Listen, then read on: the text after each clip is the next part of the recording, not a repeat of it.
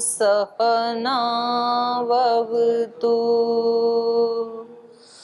सहनौ भुनक्तु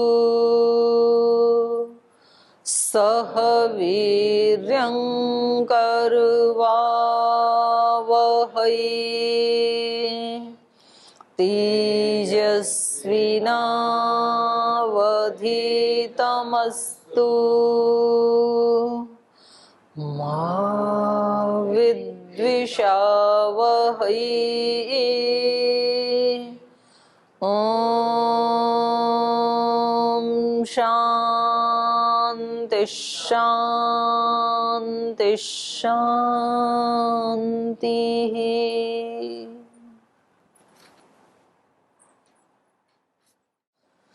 तो यहाँ वेदांत दर्शन में प्रथम सूत्र में ही हमें निर्देश दिया महर्षि वेदव्यास जी ने कि हमें ब्रह्म की जिज्ञासा करनी चाहिए। तो यहाँ पर प्रश्न था कि हमें तो ब्रह्म के स्वरूप का पता ही नहीं है, किस ब्रह्म की जिज्ञासा करें हम। तो इन्होंने बताया कि ब्रह्म वो है जो जन्मादिर यस्य यतः, जिससे ये सृष्टि उत्पन्न होती है, जो पालन करता है और जो संहार करता है। तो बोले इसका क्या प्रमाण है, ये सृष्टि ब्रह्म ने ही पैदा की। तो बोले वेद इसका प्रमाण है। और इसके साथ ही जैसा वेद में कहा है वैसा लोक में देखा भी जाता है। तो वेद में क्या प्रमाण है, वेद में ही ये बताया कि सारी सृष्टि ब्रह्म से उत्पन्न हुई। और लोक में क्या देखा जाता है, कोई भी कार्य द्रव्य है, कोई वस्तु है, तो उसका कोई ना कोई बनाने वाला जरूर होता है, कर्ता जरूर होता है। और तीसरा इन्होंने हेतु दिया ईक्षतेर न अशब्दम। शास्त्र में ही ये बताया कि उस परमात्मा ने ईक्षण किया सृष्टि को उत्पन्न करने से पहले। तो ईक्षण तो किसी चेतन में ही हो सकता है, तो इसलिए परमात्मा ने ईक्षण किया, तो इसका मतलब परमात्मा ने ही इसको बनाया। तो छठे सूत्र में इन्होंने कहा कि कभी कभी शब्दों का गौण प्रयोग भी हो जाता है, जड़ में भी चेतन जैसा प्रयोग हो जाता है। जैसे इन्होंने उदाहरण दिया था तत्तेज ऐक्षत, उन तेजों ने सोचा कि हम जल में परिवर्तित हो जाएं, तो वो जल बन गए। ता आप ऐक्षंत, छांदोग्य उपनिषद के हैं ये प्रमाण। उन जलों ने सोचा, तो जल क्या सोचेंगे, जल तो जड़ है, तेज तो जड़ है, लेकिन तो भी वहां पर ऐक्षत शब्द आया है। तो वो किस अर्थ में आया है, गौण अर्थ में आया है। जैसे मंचा क्रोशंती, तो वहां पर मंच तो जड़ चीज है, वो कैसे चिल्लाएंगे, तो वहां पर किस अर्थ में है, गौण अर्थ में है वहां पर। क्योंकि चिल्लाना की जो क्रिया है वो तो कोई चेतन ही कर सकता है। तो ये कह रहे हैं ऐसे ही जो आप उपनिषदों के वर्णन दे रहे हैं, वेद के जो उदाहरण दे रहे हैं, तो उसमें ब्रह्म ने जो ईक्षण किया ये भी गौण शब्द हो सकता है। तो ये कह रहे हैं नहीं, गौण शब्द नहीं है वो। क्यों नहीं है, गौणश्चेत न आत्म शब्दात, क्योंकि वहां तो स्पष्ट आत्म शब्द लिखा हुआ है। नीचे इन्होंने उसका उदाहरण देते हुए बताया आत्मा ही चेतनो भवति तस्मात् चेतन स्वरूपात्, चेतन स्वरूपत्वात् ब्रह्म निमित्त कारणं जगत न उपादान कारणम। उदाहरण क्या है, आत्मा व इदम अग्रे आसीत न अन्यत किंचित मिषत स ईक्षत लोकान नुसृज इति इमान लोकान असृजत। अग्रे, अग्रे मतलब सृष्टि के आदि में। द्वितीय मंत्र में भी आता है ना, समवर्तताग्रे भूतस्य जातः पतिरेक आसीत। तो समवर्तत अग्रे, अग्रे माने सृष्टि के आदि में, समवर्तत था, समवर्तताग्रे भूतस्य जातः, सब प्राणियों को उत्पन्न करने वाला, पतिरेक आसीत, एक ही स्वामी था।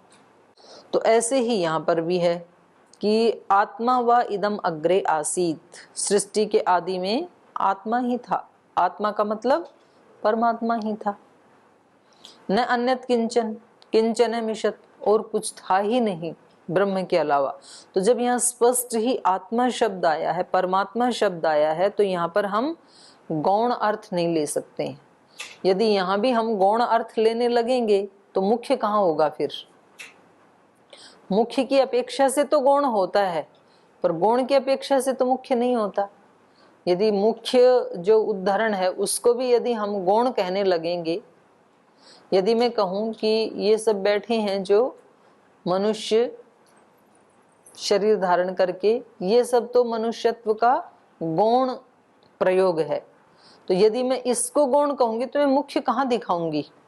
मुख्य को दिखाने के लिए तो कुछ बचेगा ही नहीं, जब मुख्य को भी हम गौण कह देंगे तो इसलिए कह रहे हैं कि ये तो स्पष्ट ही यहाँ पर आत्मा कहा हुआ है, तो यहाँ हम इसको गौण नहीं कह सकते हैं।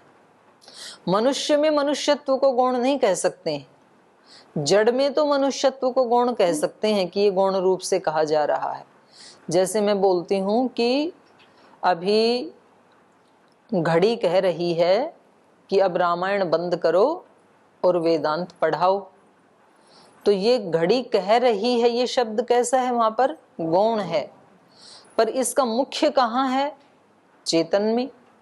कोई ना कोई व्यक्ति कहता है, चेतन व्यक्ति कहता है कि जी अब वेदांत का पीरियड आ गया, अब रामायण बंद करें, अब वेदांत पढ़ते हैं।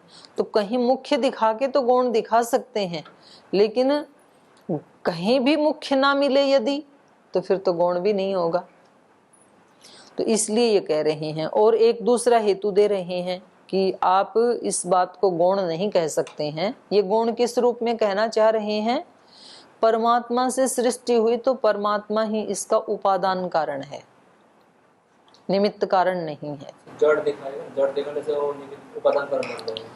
नहीं, वो जड़ नहीं दिखाना चाहते, वो इसका उपादान कारण दिखाना चाह रहे हैं कि यदि आप कह रहे हैं कि ब्रह्म की जिज्ञासा करें और ब्रह्म से ये सृष्टि बनी, तो ब्रह्म ही इसका उपादान कारण होना चाहिए, फिर ये प्रसंग बनाना चाह रहे हैं। तो ये हेतु दे रहे हैं, तन्निष्ठस्य मोक्षोपदेशात्। कह रहे हैं अगला एक इसका प्रमाण ये है, तन्निष्ठस्य, तत् मतलब उस ब्रह्म में जिसकी निष्ठा है।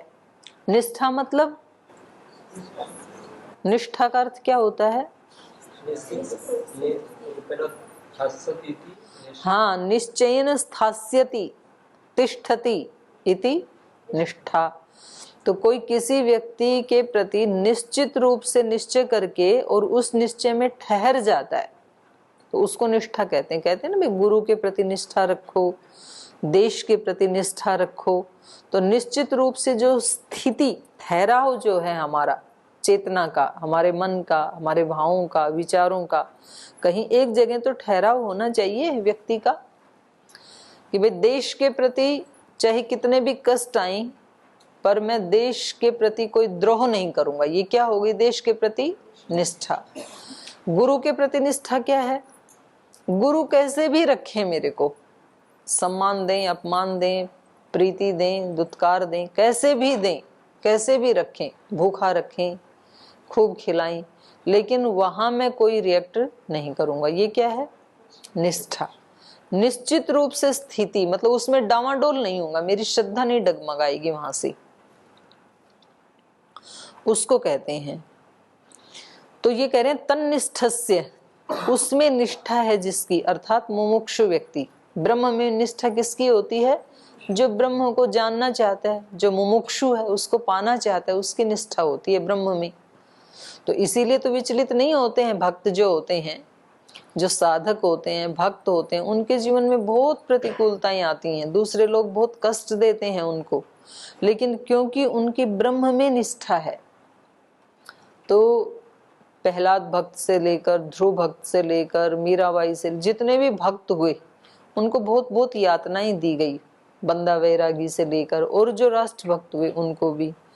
लेकिन वो उनकी श्रद्धा इसलिए विचलित नहीं होती क्योंकि उनकी अनन्य निष्ठा होती है। तो ये कह रहे हैं तन्निष्ठस्य मोक्षोपदेशात्, जो ईश्वर निष्ठ है, ब्रह्मनिष्ठ है, जो मुमुक्षु है, उसी को मोक्ष का उपदेश दिया जाता है। तो इससे क्या पता लगा? इससे ये पता लगा कि परमात्मा चेतन है, जड़ नहीं है। तो उसी को कह रहे हैं तस्मिन् ब्रह्मात्मनि निष्ठा यस्य सोयम तन्निष्ठः। सूत्र में जो तन्निष्ठ शब्द कहा है तो तत् का अर्थ बता रहे हैं। तत् मतलब तस्मिन, तस्मिन मतलब ब्रह्मात्मनि, उस ब्रह्म में निष्ठा यस्य, जिसकी निष्ठा है, सोयम वह यह व्यक्ति, तन्निष्ठ उसको कहेंगे तन्निष्ठ, उसको कहेंगे ब्रह्मनिष्ठ, उसको कहेंगे मुमुक्षु। तस्य ब्रह्मात्मनिष्ठस्य, उस ब्रह्म में निष्ठ व्यक्ति का, ब्रह्मात्म वेत्तुः उस ब्रह्म को जानने वाला उस व्यक्ति के लिए मोक्षोपदेशात्, मोक्षस्य उपदेशो अस्ति, उसके लिए मोक्ष का उपदेश है। इससे ये पता लगा कि ब्रह्म इस जगत का उपादान कारण नहीं है, निमित्त कारण है। निमित्त कारण वो होता है जो चेतन होता है, और उपादान कारण हमेशा वो होता है जो जड़ होता है। क्योंकि हम लोक में देखते हैं, जैसे हमारे सामने घड़ा एक वस्तु है, तो उस घड़े को बनाने में कुम्हार निमित्त कारण है और मिट्टी उपादान कारण है। जो रॉ मटेरियल जिससे वो वस्तु बनाई जाती है उसको बोलते हैं उपादान कारण, और जो चेतन व्यक्ति उस रॉ मटेरियल से कुछ बनाता है उसको बोलते हैं निमित्त कारण। तो कह रहे हैं उसको ब्रह्म का उपदेश दिया जाता है। जो मुमुक्षु है, उस ब्रह्म को पाना चाहता है, जो इस प्रकृति में तुष्ट नहीं होता है। तो इससे भी पता लगता है कि परमात्मा चेतन है और इस जगत का निमित्त कारण है, उपादान कारण नहीं है। तो इसके लिए इन्होंने एक अथर्ववेद के मंत्र का उदाहरण दिया है, इसको आप बोल भी सकते हैं। अकामो धीर अमृत स्वयंभू रसेन तृप्त न कुतश्चनो नः तमेव विद्वान् न बिभाय मृत्यु आत्मानं धीरम् अजरं युवानम्। पूज्य स्वामी सत्यपति जी महाराज उपासना से पहले इस मंत्र को बहुत गाते थे। तो ये अथर्ववेद का मंत्र है। वो परमात्मा कैसा है? अकामः, कामना ही नहीं है उसमें, अकाम है, वो आप्त काम है। धीरः, धीर है। धीर मतलब जो प्रतिकूलताओं में अपने बैलेंस को ना खोए। तो हम सब लोग कितना उल्टा पुल्टा करते हैं, लेकिन परमात्मा तो विचलित होता नहीं है। जैसे धर्म का लक्षण भी पहला क्या बताया है? धैर्य, धीरज। तो जितना जितना हम धार्मिक होते जाते हैं उतना उतना धैर्य बढ़ता जाता है, और धैर्य कम हो रहा है इसका मतलब धर्म में गति नहीं हो रही है। तुरंत छोटी छोटी बात पे हम रिएक्ट कर रहे हैं, इसका मतलब साधना नहीं हो रही, धर्म में गति नहीं हो रही है फिर। और मनु महाराज जी ने भी धैर्य को ही सबसे पहला लक्षण माना है। तो हम वहां धैर्य की पराकाष्ठा क्या है? ईश्वर। तो इसलिए परमात्मा के लिए विशेषण आया यहाँ पर धीरः, सबसे महान धैर्यवान। पता नहीं सृष्टि में कितने लोग क्या क्या पाप करते हैं और क्या क्या गलत विचार करते हैं, गलत कर्म करते हैं, लेकिन तो भी परमात्मा किसी के लिए धूप बंद नहीं करता है, किसी के लिए हवा को बंद नहीं करता है, किसी के लिए पानी, अन्न आदि सब देता है। उसको भी वैसे ही देता है जैसे एक पुण्य करने वाले व्यक्ति को देता है। सूर्य की धूप दोनों के लिए बराबर होती है। ऐसे नहीं कहता है कि चलो इसने इतनी गलती की है तो कल से इसको धूप नहीं मिलेगी, और इन्होंने क्योंकि इतना जप तप ध्यान किया है तो इनको थोड़ा ज्यादा मिलेगी। ऐसे नहीं करता है ईश्वर। तो ये धैर्य की निशानी है। अमृतः, कभी मरता नहीं है। स्वयंभू, स्वयंभू उसको कहते हैं जिसको किसी ने बनाया नहीं। खुद जो बन जाता है उसको स्वयं भू कहते हैं। जैसे किसी किसी व्यक्ति जो होते हैं ना, वो किसी किसी समाज के मतलब अपने आप को खुद ही लिखने लग जाते हैं। जैसे कुछ विद्यार्थी जिन्होंने अभी शास्त्री की नहीं और वो अपने नाम के आगे शास्त्री लिख देते हैं। कुछ कुछ व्यक्ति अपने नाम के आगे डॉक्टर लिख देते हैं। तो उनसे कोई पूछे भी इन्होंने कब डॉक्टरेट कर ली थी? बोले इन्होंने की नहीं, ये स्वयं भू डॉक्टर हैं। तो ये कब शास्त्र आचार्य लिख देते हैं अपने नाम के आगे। तो पूछे भी ये आचार्य कब बन गए?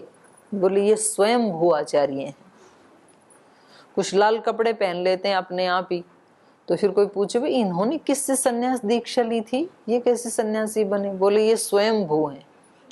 तो स्वयं भू तो एक परमात्मा है जिसको किसी ने बनाया नहीं।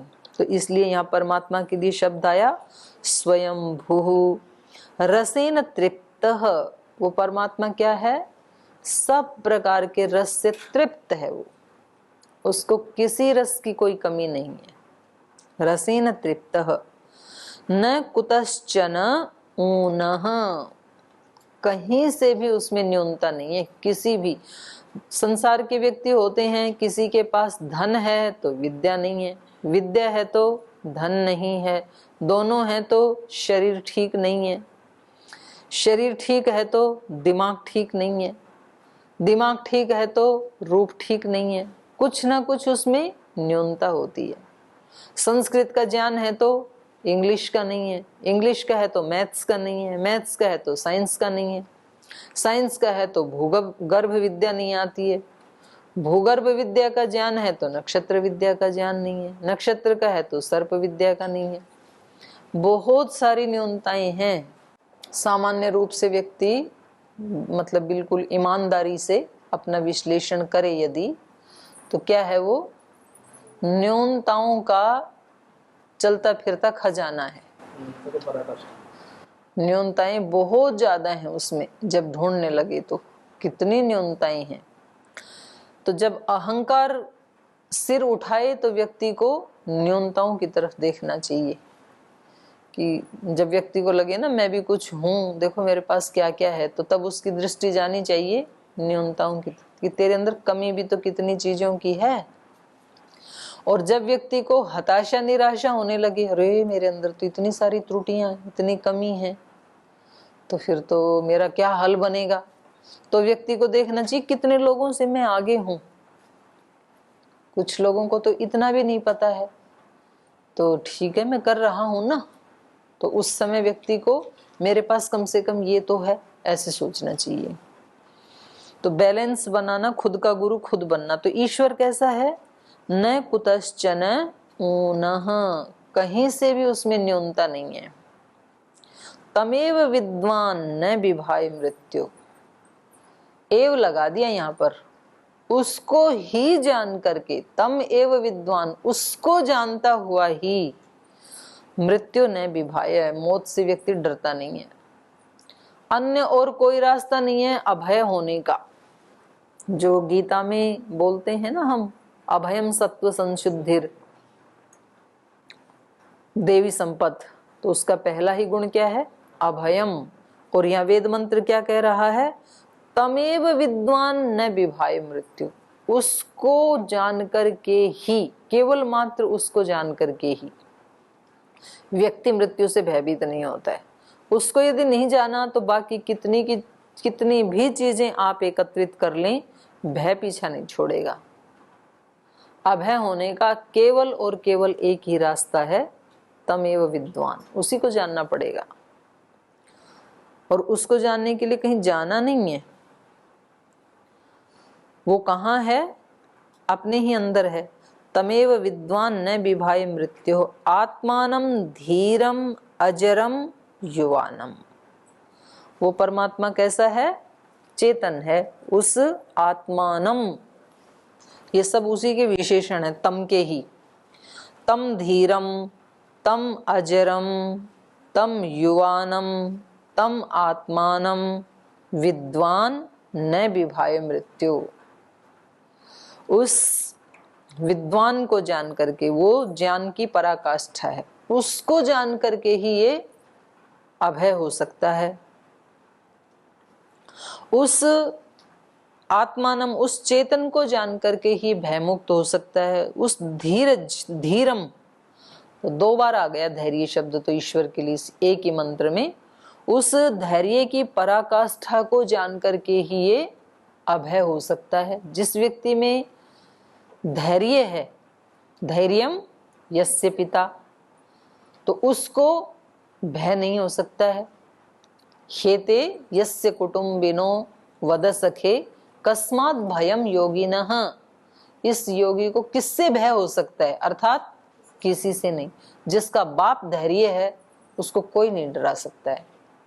और ये धैर्य मिलेगा कहाँ, कहाँ से लाएं, कौन से मार्केट से, कौन से शहर से, कौन से स्टेट से, नहीं, कहीं से नहीं लाना। अपने ही अंदर, अपने ही कर्तव्य पालन करने से ये बढ़ता जाता है। धैर्य अंदर से ही आता है। तो जैसे जैसे धैर्य बढ़ेगा तो वैसे वैसे व्यक्ति अभय होता चला जाएगा, उसको भय की प्राप्ति नहीं होगी फिर। तो इसलिए कहा धीरम अजरम युवानम, उस परम धैर्य को, धैर्य की पराकाष्ठा है ईश्वर। जब व्यक्ति को ये लग जाता है कि भाई मुझे भगवान की न्याय व्यवस्था के ऊपर पूर्ण भरोसा है, तो अब जो भी आएगा वो उसकी परम कृपा होगी, तो व्यक्ति डरेगा क्यों, व्यक्ति को भय क्यों लगता है?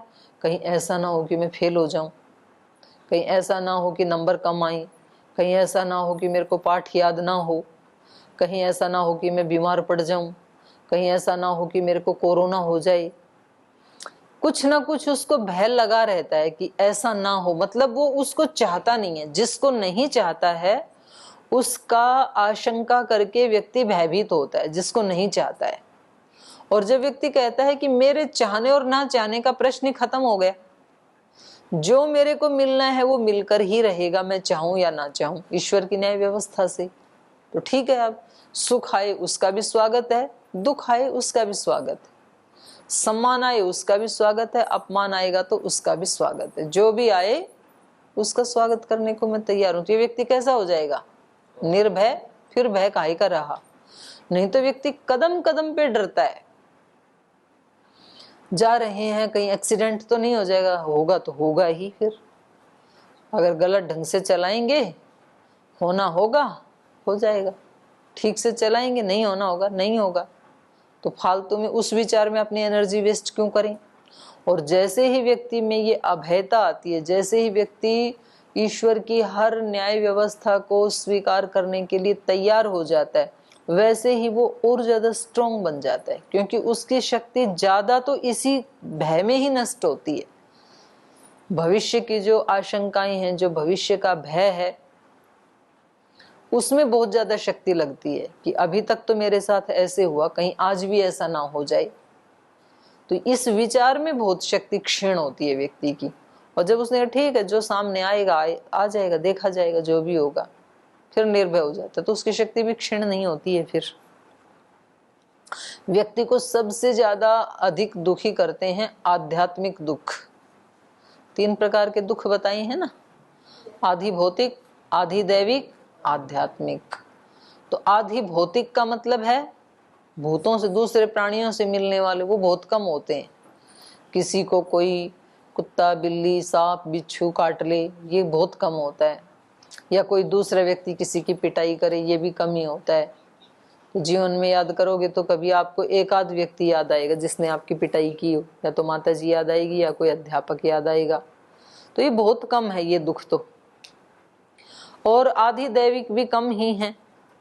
कभी एक आध बार ऐसे हुआ होगा कि बहुत अकाल पड़ा होगा और आपको कोई परेशानी हुई होगी, या अतिवृष्टि हुई होगी, या कोई आंधी तूफान आया होगा, वो भी आपको कम।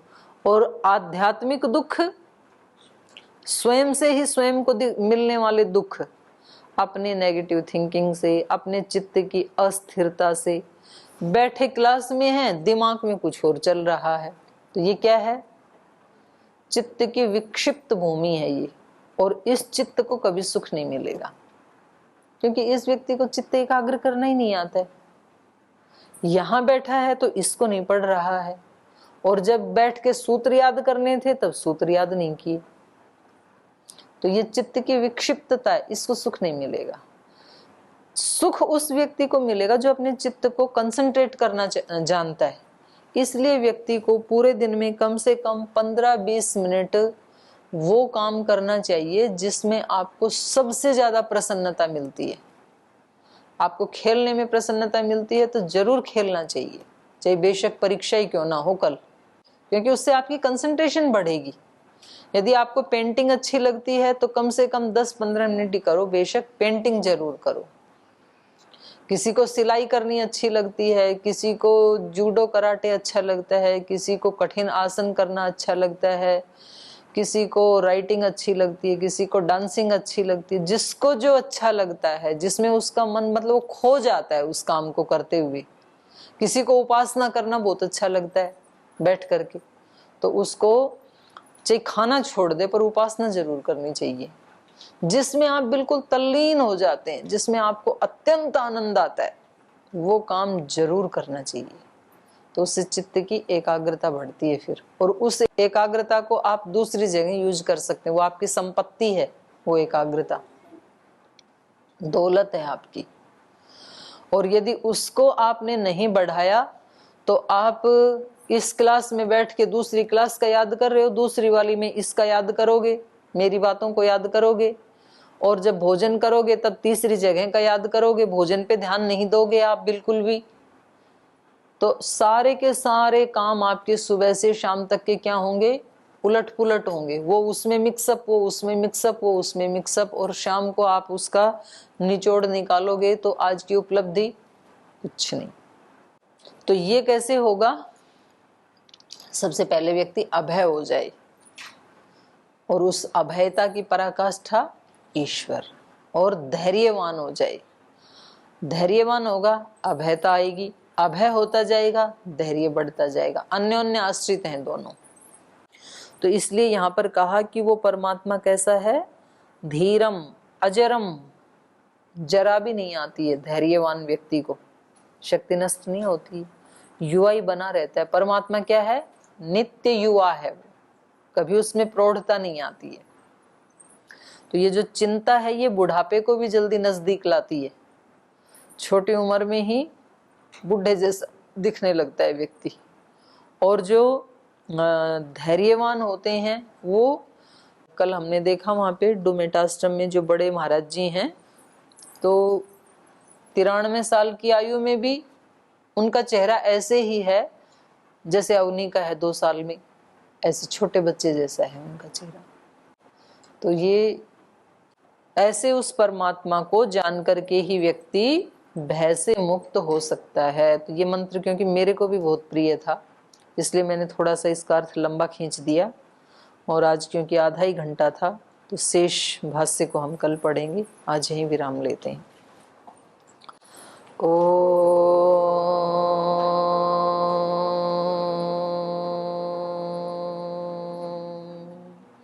शांति शांति शांति। श्री गुरुभ्यो नमः।